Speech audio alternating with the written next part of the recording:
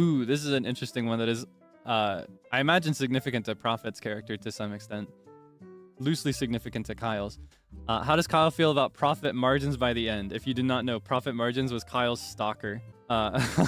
He served him once in the cafe and he was kind of followed and messaged like crazy ever since. Profit margins as a character cracked me up so bad as a player. Kyle hated oh my gosh, Kyle hated this guy.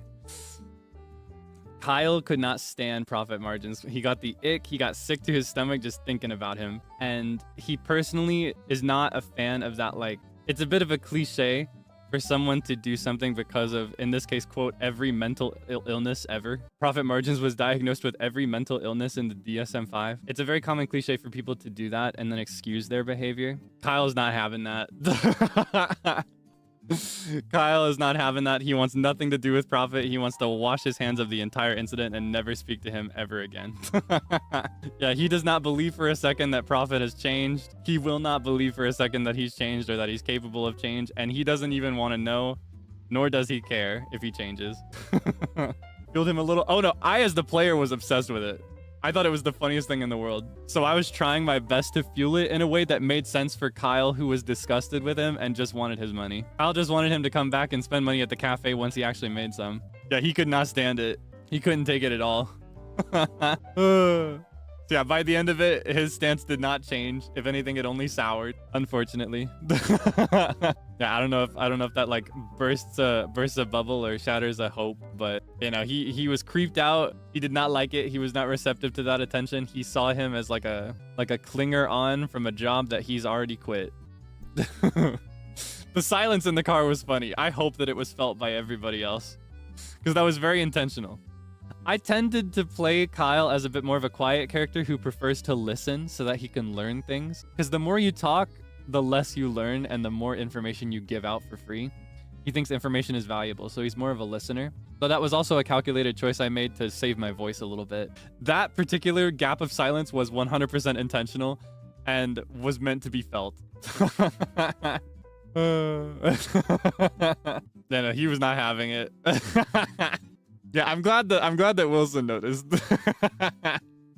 Yeah, he was not comfortable with that. I was eating it up though. I thought it was the funniest thing in the world.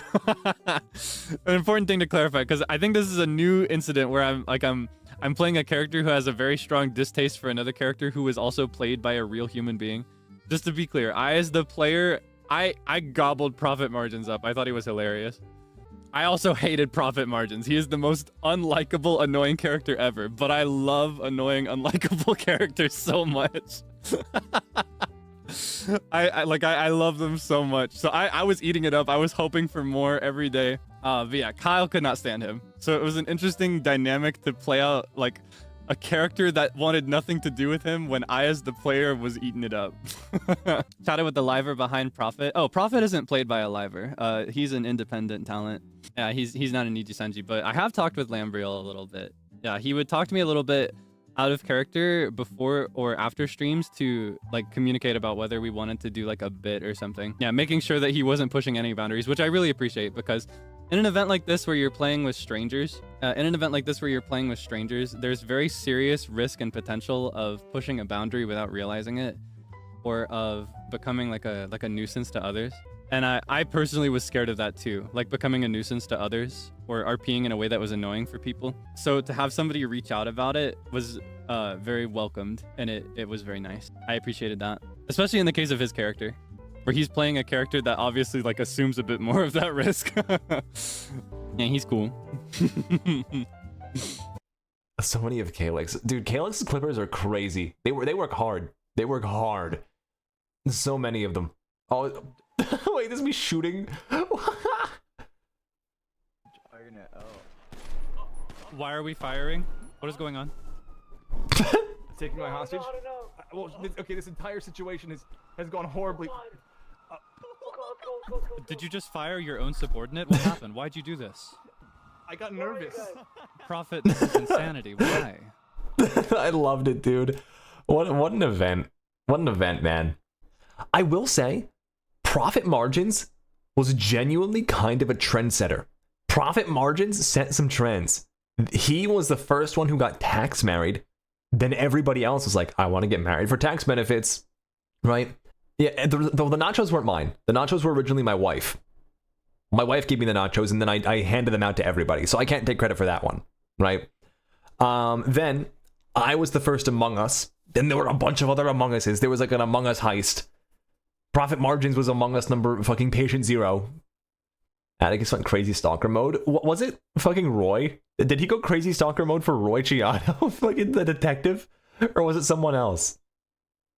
Yeah, no, it's okay to be single tweet. It's kind of very sweet of him to do that, right?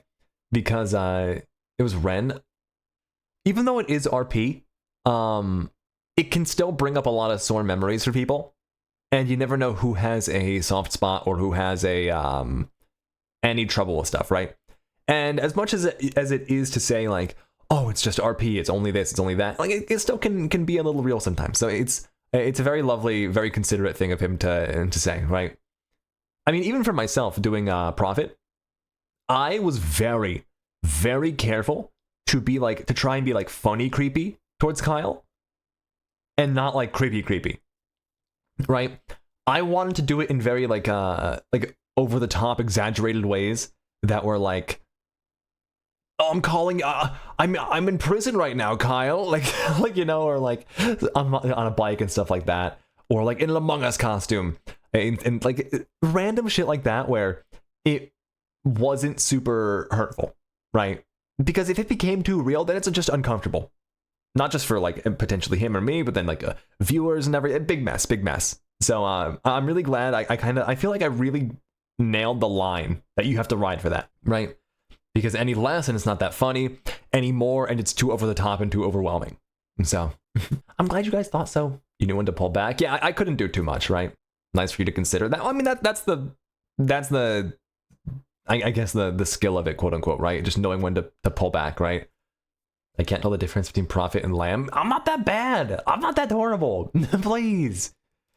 So, but really, it has been an incredible time. It has been incredible. I almost didn't play Profit Margins. There's a different character that I was going to play until literally the last day. I was originally going to do John Crime, inventor of crime, on his way to commit the world's largest felony. But he didn't know what the world's largest felony was, so he came to Los Santos to do minor crime and make friends until he could figure out what it was. He wanted to commit the world's largest felony. John Crime.